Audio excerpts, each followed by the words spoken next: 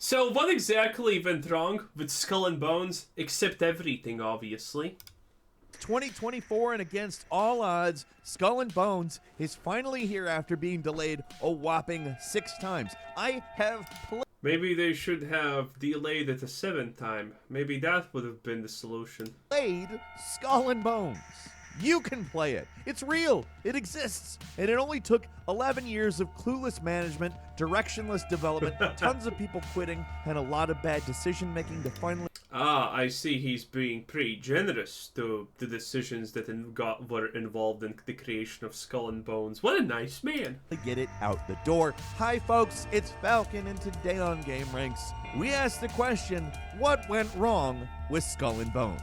So over 300 people toiled for 11 years on what is ultimately a sinking ship. Their blood, sweat, and tears spent to get it on a store's shelves, only to be 69. Nice. greeted with overall indifference by the gaming community at large. Reviews have been lukewarm at best. Overall indifference? What do you mean? People are absolutely laughing at this disaster. It's a Suicide Squad 2, but, you know, with ships and whatnot disaster-wise. It's great. People are absolutely loving it. And while we can't use something like Steam charts to evaluate the popularity of the game because it's a Ubisoft Store exclusive right now, I think it's safe to say it's probably not recouped its $120 million estimated development budget. And that estimation, by the way, is from 2021. There's no chance it's not quite a bit higher 3 years later. Like, I have to imagine the last 3 years have probably been the most substantial in terms of making this game real, so it's probably not. Oh, look at that. My favorite thing in the universe. Female pirates. Why? Because inclusivity, obviously, you bad person. $120 million. Like, what do you think she's not capable of sitting at the top of a ship where physical strength is everything, otherwise you fall and die? How dare you? How dare you? I will let you know that women are actually more capable than men. And what's that? Women would die on the ship in these conditions with pirates or get hard? How dare you? How dare you? That's not true. Women's hygiene is not a complicated thing at all. How dare you? Game, right? In terms of budget, and definitely not in terms of sales. And making a video game, it's really hard, obviously. But development of Skull and Bones was especially tumultuous. The hell was that? What is this? Bruh, what am I looking at here? What is this? Hello? Especially tumultuous. There were problems from the start, and they only got worse as development progressed. One anonymous former developer put it best: if Skull and Bones were at a competitor, it would have been killed 10 times already. It's an impossible game. Nobody liked working on it, nobody wanted to play it, but Ubisoft spent over $100 million to get it made. How does something like that They can't even get the cannons to shoot straight. It's great. even happen? So what is it? What happened here? Let's go back to the Ubisoft press conference in E3 2017. Skull and Bones was officially announced, and already people were confused. You hear Ubisoft, you hear Pirate Game, what does everybody think of? Assassin's Creed 4 Black Flag, which is, by the way, one of the better games of the series. So right there's expectations already set. You're thinking of ship combat, yeah, but also an open world with swashbuckling adventures on foot. That's what people expected, and also very explicitly what they wanted: a Black Flag follow-up with the Assassin's Creed license filed off, and some new stuff. That's all Skull and Bones had to be. In fact, that wouldn't have really been a difficult game to make had they simply just started off with the Assassin. The fact that it's actually versed in something made 10 years ago is absolutely crazy. The fact that this game has no mechanics is absolutely crazy. No, this is so bare bones. You'd think they made the design decisions for this in less than a day. Honestly, this is like baby's first draft. Assassin's Creed Black Flag base and made different content to put into it. They could have done that in a year or two after Black Flag came out. But instead of something someone might theoretically ask for, they showed us Loot Hunt in a 5-on-5 multiplayer arena thing. Bro, look at this. You know what's my favorite part about the pirate game? This being the treasure. This is what you can loot, by the way. Mass Stabilizer 1. Oh, I always wanted a Mass Stabilizer 1. That's so exciting. Cogwheel. Bombard Bomb Crate. At least that's reasonable, right? Cannonball Crate. It's not even a crate, you assholes. It's a chest. It's a cannonball chest, not a crate. They don't even know what's the difference between a crate and a chest. Medium repair kit. Which makes no sense because repairs are done with wood, not kits. There is no such thing as a repair kit in history. Crocodile meat. Are you ready for the most entertaining pirate loot available ever? That's right. Mass Stabilizer 1 is ready to plunder, boys. God, whoever, it's like, dude, when you make a pirate game and you can't even add treasure as like a thing that you get for doing stuff, it's crazy. Thing. Nobody knew exactly what this game was supposed to be. From what I can gather, it sounds like it was mostly meant to be an arena-based multiplayer thing, but Ubisoft was trying to replicate their success with Rainbow Six Siege with pirate ships, which, alright, okay. That's not why you announced the game in the first place, was it? This game changed focus so many times over the years, but the one thing that remained consistent was the last thing, but with pirate ships. Everything else changed, but that one part of the vision remained the same. Wow. And for one simple reason. Ubisoft Singapore, the lead developers of Skull and Bones, were the ones who created the entire ship combat model for Assassin's Creed 3. Ship combat was basically the one thing they knew they could do well, so they crammed that square peg in every round hole they could think of. And funny enough, the game was always going to be some kind of spiritual successor to Black. Also, it's so sad that the Skull and Bones water looks just bad. It looks worse than the Assassin's Creed 4 one, and that's a 15 or 10-year-old game at this point. It's crazy. Back in 2013, when development first started, it was meant to be a multiplayer expansion to that game. It was later transitioned off into a Black Flag Infinite, a MMO spinoff, and that was before it became its entire own standalone thing. That version of the game was originally meant to come out Q4 2018. Then it got pushed back again, and again, and again, blowing past its estimated budget multiple times over. Nice. Nobody could seem to agree on a consistent direction to take the game. Managers would come in, make radical... Yeah, but they needed to finish the game because otherwise Singapore would probably not be happy. And that's a country as hard as that is to believe. Changes. It's actually a pretty good country, and ironically. So the team completely alter the direction and then leave, only for someone else to step in, shuffle people around again, come up with a bunch of new ideas, reset development, and cycle continues. Basic ideas like, is this an open world or is it split up into zones, and is there a single player campaign? Dude, I can't. It just looks like boats are hovering on the water most of the time when they move. How do you make a ship game where the ship doesn't even touch the water most of the time? Play as a ship or as a person? These questions would be left unresolved for years at a time. From everything I have read, it seems the basics of ship combat were always present in some way, but pretty much everything else was left up in the air. How do you make a game for that long without knowing if you... Well, by having this guy be the lead technical director. It's pretty easy to tell that this guy cares more about pronouns than honestly anything else. And he doesn't actually care about pronouns. He just uses that to bank easy Ubisoft chicks. And most of them are ugly.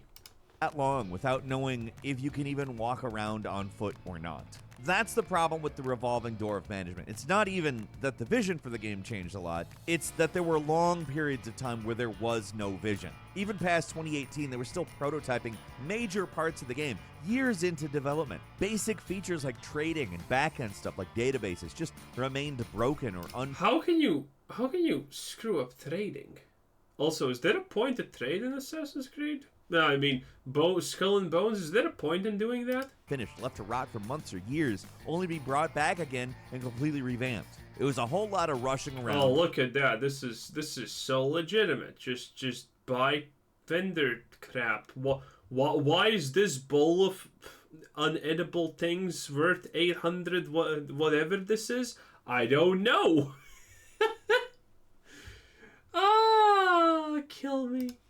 To get things done, but development was basically like a dog chasing its own tail. Ubisoft's Singapore studio was also huge, so while the design team struggled, a lot of others were working on art assets that would eventually get thrown out. First, there was a transition to PS4 Pro, then PS5, and both times development had to slow down while the engine was upgraded so it would look horribly outdated. At one point, development pretty much stopped for 6 months just for engine upgrades. Even with all the work they did to try to modernize the visuals too, you can't look at the game and not see a PS4. The game just looks horrible. Look at the brushes. It's crazy. Look at this. It's crazy. Look at, well, admittedly, for some reason, this is kind of lower quality, but you need to understand. This game is like Starfield levels of, oh, it's 15 years behind what it should have been. Wow, crazy. Game. No matter how much they tried to dial it up, it didn't look all that good during the initial previews, and it doesn't look a lot better now. Yeah, this is definitely some Starfield tier of whatever. Months would go by with zero progress, but it's not like everybody was just taking it easy. They were all being forced to work full tilt, but their work would just never see the light of day, which sucks. Teams would just churn out assets. Those assets would eventually become outdated again. They'd be forced to do all that same work another time. It had to be demoralizing. I mean, that sounds pretty funny. To see all this stuff built for a game thrown out, not even for a good reason. From everything I have read, it seems like Skull and Bones was just incompetently managed, full stop. Former employees complained that leadership was often arrogant and dismissive of any critic. Oh, really? The leadership is gonna be dismissive of some rando employee. Who would have expected that? Criticism whatsoever. There was also a pretty clear cultural divide with the local Singapore developers, always secondary to people brought in from other studios or the main office in France. The whole place sounded incredibly dysfunctional, and it's no surprise that a lot of employees eventually just jumped ship. It seems like a miracle that anything gets done at Ubisoft at all, but I think that mostly just comes down. That's so true, though. That is so true. Man, also, Ubisoft, they did Frontiers of Pandora, this absolute garbage fiesta. Dude, you know what's crazy about this? 99% of people understood that this is going to be a shit show, but there were some people who would literally know, no, my whole dream is to be a Navi-style alien. I want to live this. This is going to be the best thing in my life. Unironically, crazy stuff, boys. Anything gets done at Ubisoft at all, but I think that mostly just comes down to the majority of their games coming from established teams who know what they're making. These guys have experience making a huge game, and they know how to coordinate with other studios without it being a big mess. And while Singapore is a big studio, they've always just been a support one. Bro, Ubisoft is a garbage dumpster fire. How do they even make money? Ubisoft needed to build a team that could do everything they needed to get done for Skull and Bones, but instead of planning ahead, they just tried to muddle through and hope for the best. It wasn't just that management worked poorly, different teams also struggled to work together. The mobile department... By the way, why did the cannons look like they're shooting rust also? They've always just been a support one. Ubisoft needed to build a team that could do everything they needed to get done for Skull. Yeah, that doesn't look like smoke. This looks like some kind of strange rust or pollen. Bones, but instead of planning ahead, they just tried to muddle through and hope for the best. It wasn't just that management worked poorly, different teams also struggled to work together. The mobile department was used to working parallel and iterative, while the console game division was a lot less flexible and had to plan things out in advance. The clash in management styles caused problems and slowed everything down even more. It's just... Yeah, I believe that, because you're a big company. Every department only cares about their own things, because if they don't do their own things, congratulations, they're not getting the money. So, fuck everyone else. One of the many issues that occur when you... That is very typical in all big companies. Try to make a huge open world online game, but it was like the studio had to relearn every lesson that a lot of other devs already dealt with and figured out years ago.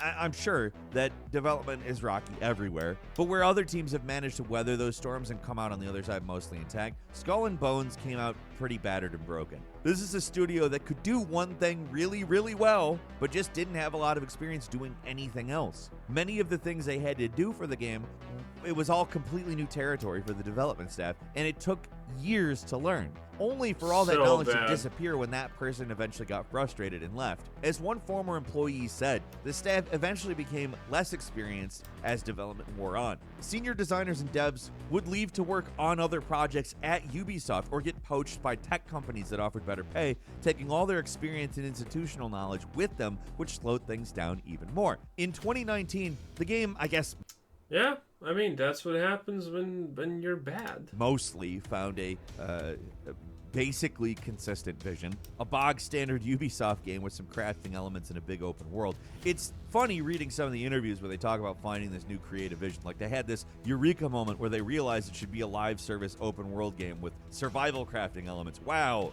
And it only took 7 years to figure that out. Just make I mean, at least they got to pat themselves on the back for a job well done, because they at least figured something out in 7 years.